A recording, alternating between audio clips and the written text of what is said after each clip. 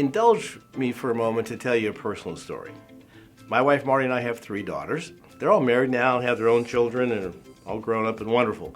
But I remember a time when they were younger. Maybe they were 8, 10, 12, something like that. Marty and I were going to go out in the neighborhood to another home for dinner, and we decided to leave them by themselves. We were going to be close by so we could get there if we needed to. We thought it was probably going to be okay. And we told them, oh, do your homework, no fighting, and everything will be fine. We said goodbye and we headed out.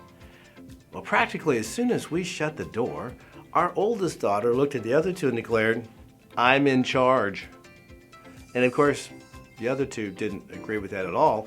And the middle daughter looked back at her and says, you aren't the boss of me. And that's how it started. Words were exchanged, they provoked one another off and on.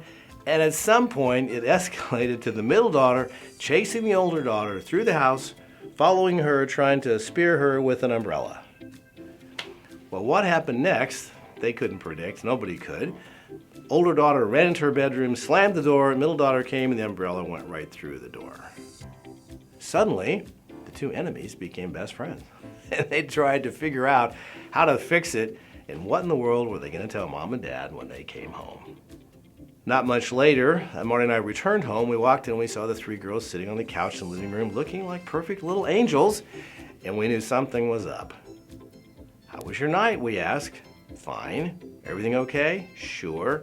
Finally, they confessed what had happened and showed us the hole in the door.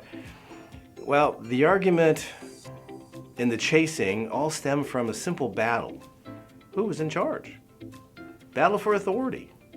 Because you see, we all have this little sin nature that rebels in us against all authority by saying, you're not the boss of me. Nobody's the boss of me. I'm my own master.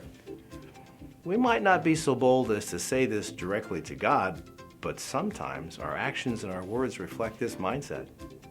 Our innate problem with authority is an issue across our whole country today. Just look around, watch the news.